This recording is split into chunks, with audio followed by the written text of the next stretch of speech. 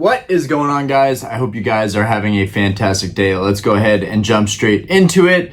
A lot of stuff going on in the hobby right now for Pokemon. One, we're seeing prices falling for a lot of modern stuff, even though people are still pumping modern, trying to still hype it up, even though it is what it is.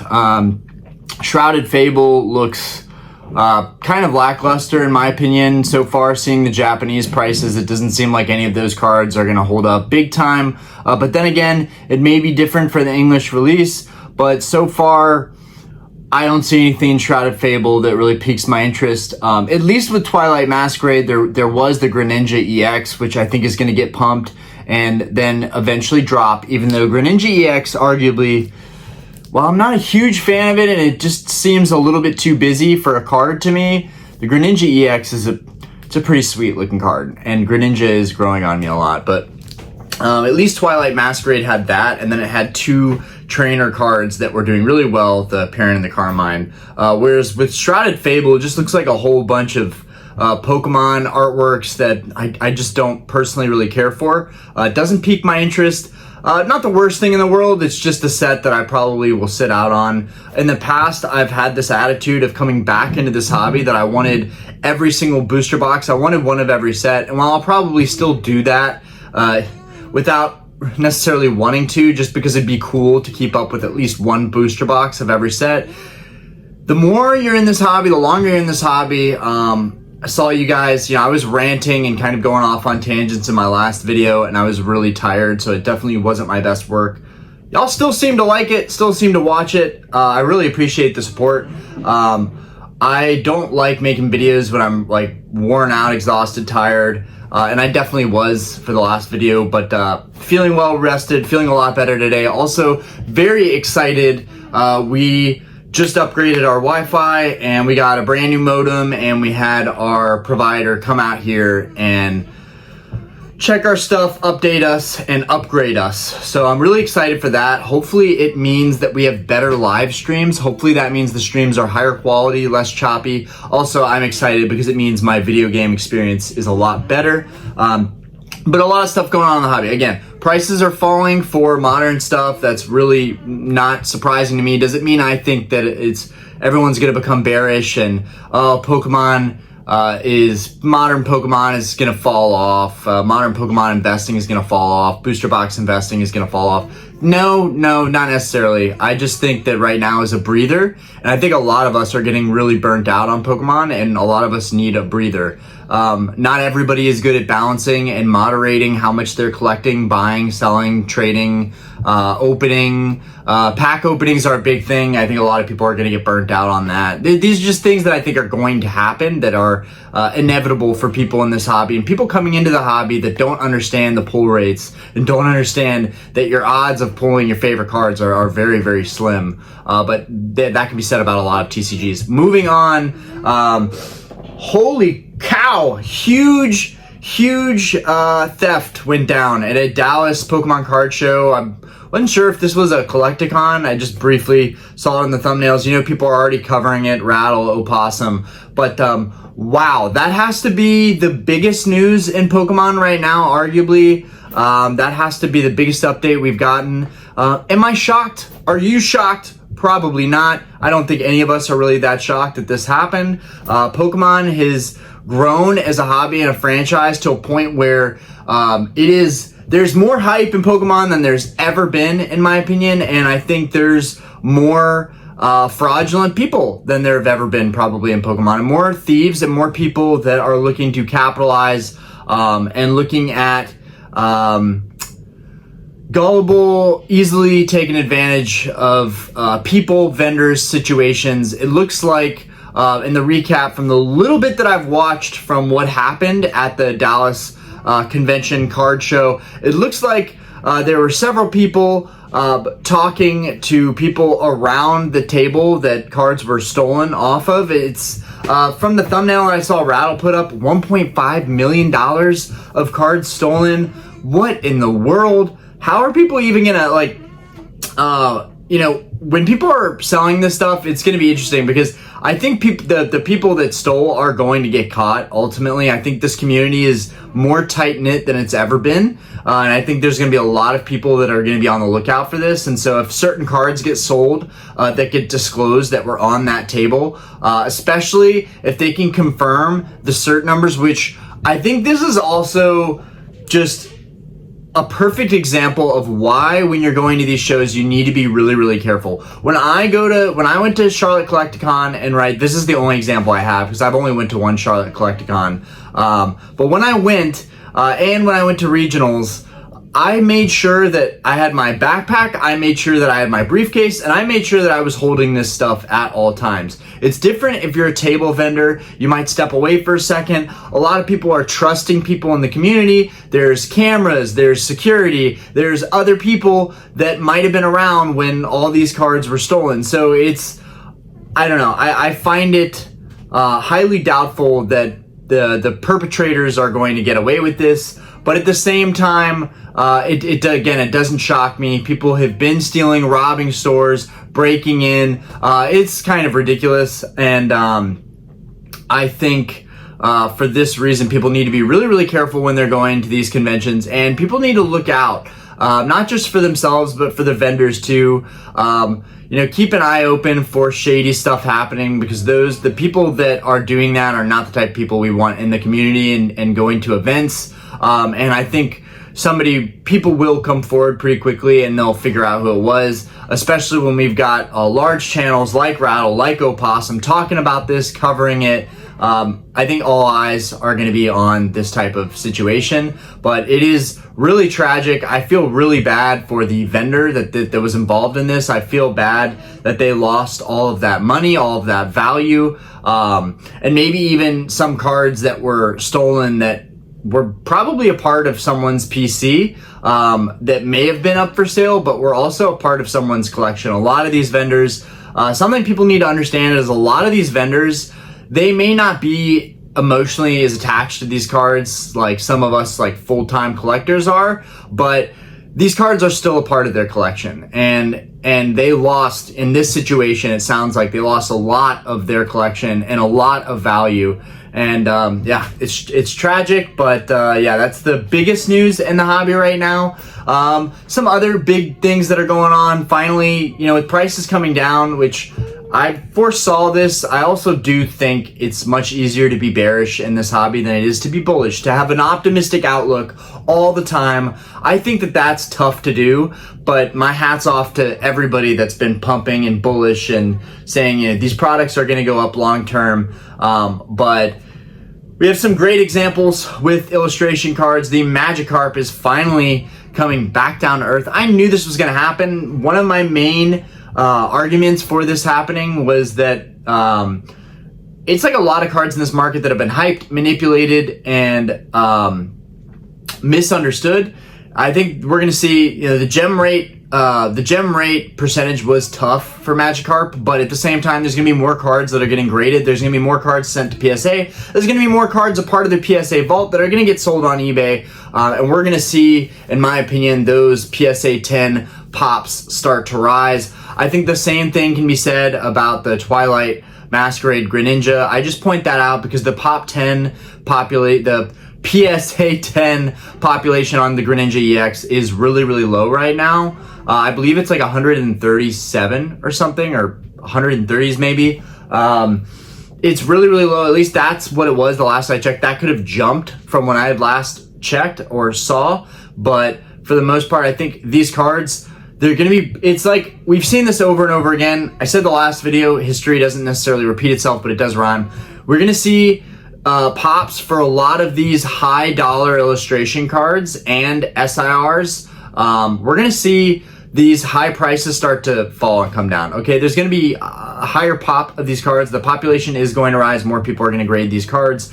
You can be sure on that because there are more and more people entering the hobby. Every day I see more channels, more content creators, more people in the space, which is awesome. The space is growing tremendously, and that's awesome to see. But with that, we're going to see people getting caught all the way at the top. We are going to see people losing money on their investments. We are going to see people buying more into Pokemon to invest and to make money off of it, more so than just buying to collect and collecting what you absolutely love and the stuff that's, you know, the most sentimental, the most valuable to you. For me, it's a little bit of both. You guys, I've said this before. I'm not beating this topic to a pulp, but I like to collect cards that I not only like and appreciate, but I also do collect stuff that I feel like is more of a, and this is cringe saying this, but more of like a status symbol, stuff that I feel like is really hard to find, that'll be more difficult to source in the long run. And who knows, eventually I may go from English to Japanese, because there are some insane cards in Japanese that kind of fall into the category that I would like to collect. You know, we've got special vending series cards, and we've got the card ass cards, and we've got the trophy cards, and a lot of some of the best cards in this hobby I feel like are only in Japanese. And so that is one thing I will say about Japanese. There was a huge, this is pretty big news to me, in terms of like high-end status symbol cards. There was a huge sale for a complete Evolutions playset, the Japanese point system playset with Espeon, Umbreon, Flareon, Vaporeon, Jolteon. All of these sold as a set. I will put that in right here so you guys can see. I think that was like over $200,000 or something like that, just for 5 cards. Guys, I would highly recommend, if you don't understand the point system for these cards that I just mentioned, I would look into it. This is a huge sale, in my opinion. There have been a lot of big sales recently, and again, maybe we'll recap with an auction video and we'll talk about some of the auctions that I've been watching this week. But that was one of the biggest sales that I pointed out, and a lot of these awesome pages on Instagram track the sales of these cards. I think the one that I put up is from The Fine Card. Definitely want to get credit where it's due. He pulls up a lot of awesome information regarding some of the hottest, nicest cards in the hobby. So that was a big sale that just went down recently. And let's see what else. Oh my gosh! One of the biggest things that I've failed to cover, but I do think it's important. It is really, really cool, very artistic. One of the best parts of the hobby is the artwork, arguably. The illustration contest. Now I know that there may have been some use of AI in the illustration contest, but regardless of that, for those of you that haven't, I would highly recommend looking into the Pokemon illustration contest that's going to be going on, with all the contestants and all the submissions and all the different artwork. All that stuff is now public. It's on the internet. I'm probably late on this, but I saw it in our Discord. Shout out to the homie for putting it in the Discord so that I could actually look into this and see all these amazing illustrations. I love all the Pokemon that are featured in the illustrations, but one of my absolute favorites is Feraligatr. Oh my gosh, the Feraligatr illustrations that have been sent in, they are absolutely epic. And there's, of course, some awesome cash prize incentives for people to be in the contest, but I think for the most part, it's just really exciting to see all this artwork and to know that, like, Pokemon is never going to get old, right? We might get tired of some of these new sets, especially Shrouded Fable, in my opinion, which I may flip-flop. I do that a lot. I flip-flop with Temporal. I flip-flop with Twilight Masquerade. I'm okay to admit if I was wrong and if I actually end up liking a set more, or at least seeing the value of it financially to buy into a set, because I think it's going to do well in the long term. But yeah, I think it's obvious with the illustration contest. What I'm trying to say is so many amazing artworks, so many incredible artworks, and I think it's about time we get a Feraligatr alt art, okay? So after seeing all those illustrations, I'm like, dude, the possibilities for Pokemon are endless, okay? This just scratches the surface. The illustration contest just scratches the surface of all of the options and opportunities out there for Pokemon to have absolutely amazing artworks coming onto the scene. So I'm really excited for the future of Pokemon. I'm wondering how they go about, like, illustration cards and, you know, SIRs, I guess, in the coming block, in the coming era, with all the new sets that'll be releasing in the new era. I'm really interested to see how they incorporate all of the artwork in these newer sets. I think they've done a really good job in Scarlet and Violet. While I haven't been the biggest fan of Scarlet and Violet, I think they've done a really good job with it. And I just can only hope that they do as good of a job or better with the next era. Anyways, that's pretty much what I got today. I think I covered about everything that I had on my mind. Probably forgetting a couple things. Some updates with me. I'm wondering if I should start making videos showing what I'm selling and like how I'm packaging stuff out and getting it ready to ship out. I think that would be kind of a fun like POV, just because it is the reality that I do have to sell off a lot of my collection to fund some of our family's future goals. But I can at least make some content out of it and show you guys that like I am humping over here selling my stuff. And I feel like it's a really good time too. I still feel like I'm selling right at the best time. And I'm making a little bit here and there on some stuff, but overall it is nice. It is really nice to get a lot of that equity back out of Pokemon. And if you're thinking about doing that, I hope that watching my channel, watching this video, encourages you to take the money and run. Sometimes it's good to just take the money and run, okay? You can still keep some of your favorite parts of your collection, but like in my case, I have way too much stuff. I need to downsize. I need to trim some of the fat. And honestly, I can always start back over again and build my collection up. You know, I was watching a little bit of Danny Phantom's video yesterday, and he was talking about how he buys and sells his collection. He's done that several times, and I think that's a very healthy thing to do. And I think seeing some of the bigger names sell off their collections and then build them back, I think that's a healthy thing to see. Priorities change, life changes, and with that, sometimes you need a little cash infusion, and it helps to have Pokemon card stuff to sell. And then another thing, oh my goodness, I sent my Crystal Nidoking back to PSA. I finally heard back from the Quality Assurance Customer Service Center, and I got a label. I probably already said that in a past video, but I wasn't sure if I was forgetting or not. Sent that back out. So that is currently there right now. So I'm hoping that they realize that they fucked up, and I'm just gonna be frank here. They screwed up, and they scratched up my Nidoking. So, and I mean, I could have easily done something to it when I cracked the slab. If any of you guys remember that slab cracking video, I easily could have damaged my Crystal Nidoking.